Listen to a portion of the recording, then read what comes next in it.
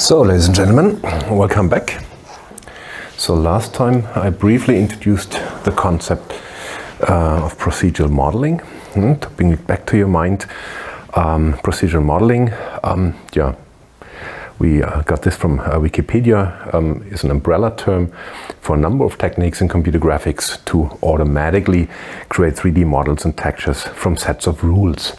So instead of providing the user the possibility to interactively model a certain shape, in procedural modeling we rather apply certain rules, and we use a computer program to execute these rules and to compute the geometric shape from these rules. So let me give you a first and very simple example of a procedural unit sphere. As you probably know, there are different ways to represent points on a sphere. Now we can either represent them by their Cartesian coordinates in the three-dimensional Euclidean space, the x, y, z coordinates, but we can also represent points in what we call polar coordinates. And this means that we specify the points on a sphere by two angles, phi and theta. One of these angles, the first here, the so-called zenith or longitudinal angle, essentially specifies on which of the latitudes we are, and the other angle then brings the points, so to say, around the latitude and specifies at which longitude we are. And there is a rule or equations essentially that tell us how to derive from such a polar representation of a point on the sphere the corresponding x, y, z Cartesian coordinates, and this is given by the three equations we see here. So you see, if both angles are 0, then we have the cosine of 0 here, which is 1. The sine of the other angle here is 0. You have 0 here for the y component, and the z component is 1, meaning that if both angles are 0, then you are sitting right here at the North Pole. And now if you let the latitudinal, the azimuth angle go, the longitudinal, the zenith angle go from 0 to pi, then you essentially move along that arc here from the North Pole to the South Pole. And when I fix the longitudinal angle, let's say for instance here, and then I move the latitudinal angle from 0 to pi, then that essentially brings me along that latitude. So by means of these three equations for the x, y, and z coordinates, I can derive for every pair of longitudinal and latitudinal angle the corresponding x, y, z coordinates of the point on the sphere in Cartesian space, in the Cartesian coordinate system.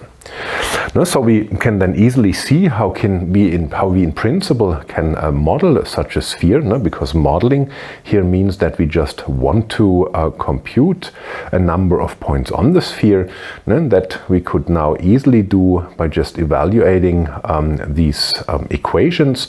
So if you want to program this, that essentially comes down to implementing two loops. One loop that goes along the longitudinal, the other loop for every longitudinal angle goes along the latitude. The first loop goes from 0 to pi, the other from 0 to 2 pi in a certain step size, depending on how fine you want to create the points on the sphere. And that then means, just by evaluating these three equations, you can model your sphere. At least you can generate points on the sphere. And then I think, and this is rather intuitive, you of course, if you then want to create a polygonal model, like a quadrilateral or a triangular model, you just have to connect adjacent points along the longitude and adjacent point along the latitude. You always grab 4 of those points and just triangulate these points so that they actually made up either a quadrilateral or two triangles. So our goal, of course, is not to model a sphere, but we want to use procedural modeling in order to synthesize a terrain model. What does it mean? So we want to create a piece of landscape, one that you see here in this image, that has the shape of a real terrain. And in fact, now this piece of landscape can be interpreted as a height field. What does this mean? It essentially means that we have a two-dimensional domain, that is, so to say, the domain here. And over that domain, we have a height field. And this means that at every domain point, we have a scalar value, which we interpret as the height of the terrain field at that point. And then we can essentially span that height field, which essentially gives the terrain model over the two-dimensional domain. And so this then also guides us how to, from a technical point of view, create such a height field. And this is exactly what we will do in the following, and what you are also supposed to do in the practical. So what we will do is we simply compute a two-dimensional density field, this two-dimensional density field you see here. And this is just a two-dimensional field, or if you store it on a computer, let's say a two-dimensional array. And at every entry in this array, you have a scalar value, ranging from 0 to some max height value you want to specify. And then these density values are interpreted as height values over the two-dimensional domain. And then what you will do is you just hand over this two-dimensional density field to a procedure that takes as input that field, creates the corresponding height field, and then draws this height field by means of whatever technique. And this will be essentially the way you first use this kind of procedural modeling approach in the practical by generating the density field in a certain way. In a minute, I will tell you how this modeling process will look like. You have to implement this, and at the very end, once you have this density field, you just hand it over to a so-called renderer, which is just a procedure that takes this field and draws it on the computer. So how to create a density field that looks like a natural terrain field. I mean, if we go back to that slide here, we see that terrain field here on the right.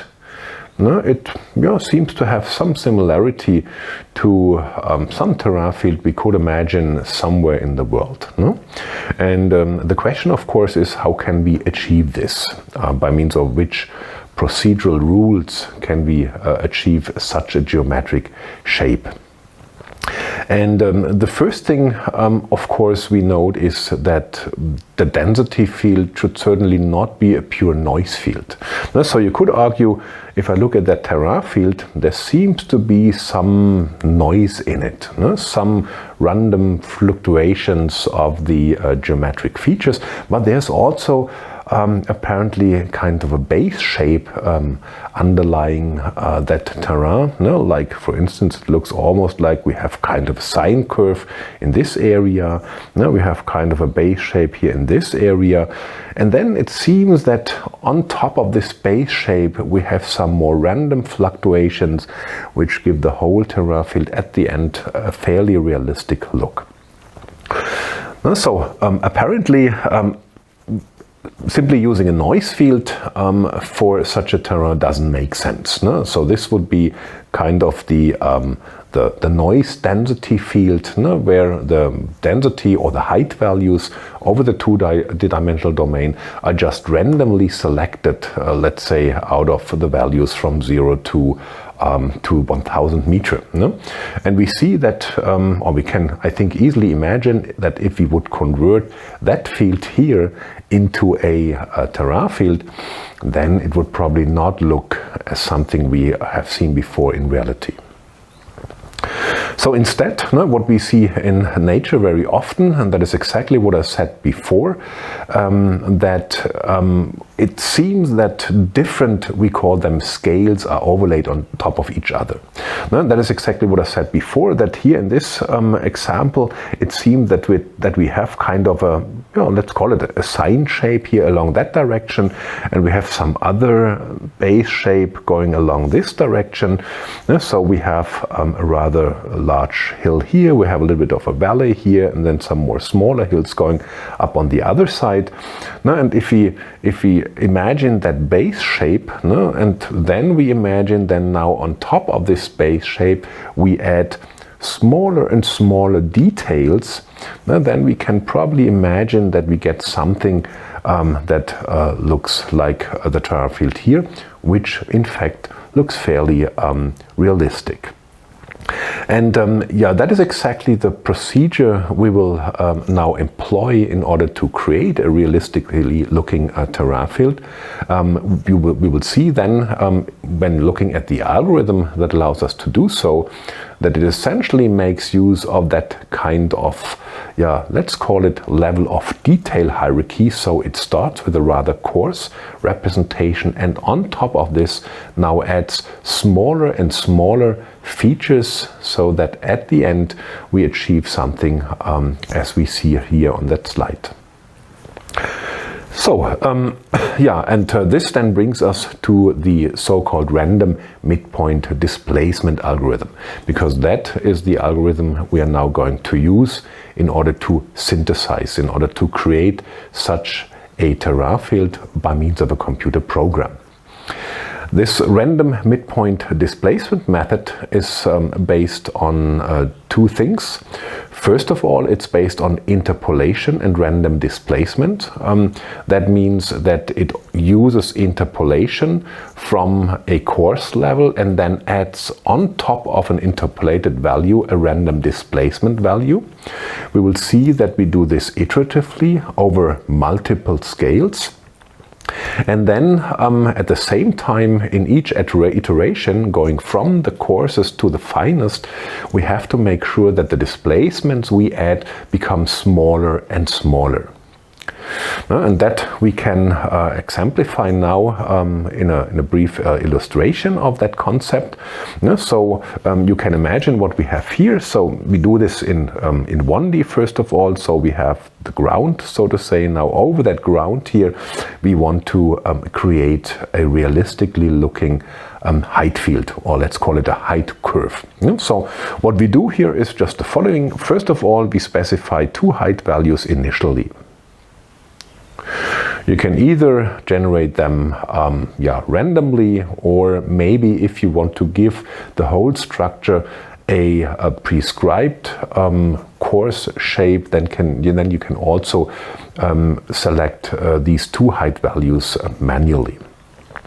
Okay, and what we now do is just the following. First of all, we interpolate between these two height values. Now keep in mind, we have a height value here that is just a scalar value. Let's assume all the values are in the interval between 0 and 1. So we have a value here and we have a height value here. And now what we can do is we can just use a linear interpolation between these two values in order to interpolate the height value right in between these two initially given locations. And this then gives us here the interpolated midpoint. Okay, and now what we do is we use that concept of random displacements. So to the interpolated height value, we now simply add a random displacement. And that is indicated by the vector here. This indicates that we add a displacement to that point here, which now move that point, in this case here, up to the height here. Okay, so this, as we will see, is a random displacement. So this displacement could also be bring that point down to the ground, because it's a random displacement, we cannot really tell something about the length of this displacement. That is given, as we will see later on, by a random value or random number generator. Okay, so now how do we proceed? Once we have now applied that random displacement to the midpoint that was just linearly interpolated between the two initial points, then we just repeat the whole thing for the right subinterval of the entire interval, and we will see then that we do the same for the left interval. So now imagine what we now have in the next iteration. We now have 3 points. We have the two initial points to the left and to the right. We have that new point here which we have created, and this means that now we have two subintervals from the left point to the newly created point, and from the newly created point to the right point. And now we can apply essentially the same procedure we have applied first by just using the left and the right point of the entire interval now to the subintervals. And you see that this now how this happens. First of all, for the right subinterval, we linearly interpolate between these 2 points here to get the value at the midpoint, and then we add a random displacement in order to bring that point here either to the top or to the bottom, depending on the random value that is created. In this case here, it is also moved up to that point here. Then we do the very same for the left hand side. Again, linear interpolation between the leftmost point of the interval and the newly created point gives the value at the midpoint here, and then we apply a random displacement, and in this case it brings it down and move that point to this point. And then we just connect all the points, and you see immediately by means of this we now have 4 subintervals. Now the interval from the leftmost point to this point here, then from the point here to the center point, then from this one to that one here, and from this point back to the rightmost point in the interval. And now we apply the procedure again. And for each of these 4 subintervals, we again do linear interpolation to get the value right at the midpoint between the 2 points making up that interval, and then we perform a random displacement to move that point either up or down. So what we see here, so we have performed a couple of iterations. In each iteration, we generate, so to say, additional subintervals. More precisely, in each iteration, we double the number of subintervals, and then for each of these subintervals, we perform exactly the same interpolation and then random displacement rule. What we see here in this illustration is, if you look at the displacements that are generated in each iteration, the displacements become smaller and smaller. Do we have one more iteration here? We have one more iteration here now for each of the 4 subintervals. Again, we do linear interpolation, and then at the very end, once we have also added the random displacements, we obtain the red curve given here. Let me just remove what I have drawn so far into that, so that we see the final curve a little better. Okay. And so the red curve here is now the final curve you would obtain, or the final, so to say, procedural terrain field or terrain curve you have created by means of the random midpoint displacement algorithm. And there's one thing here I want to emphasize here. You have seen that in each iteration, when we apply the random displacements, or when we compute the random displacements which are then applied, the magnitudes of these random displacements have become smaller and smaller. And that is exactly, so to say, the underlying strategy here. So we start with a base shape, which comes from the initial points we have created, and then we add details at multiple scales, starting with rather large magnitudes and then going to smaller and smaller magnitudes. So at the end, we add very fine detail to the terrain.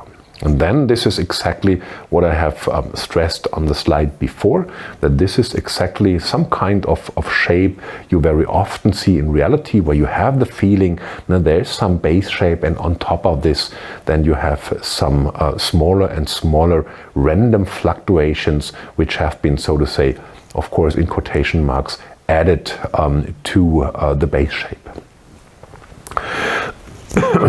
So yeah, that's the basic principle underlying the random midpoint displacement algorithm. And now, of course, we want to look at how exactly, in particular, the random displacements can be generated.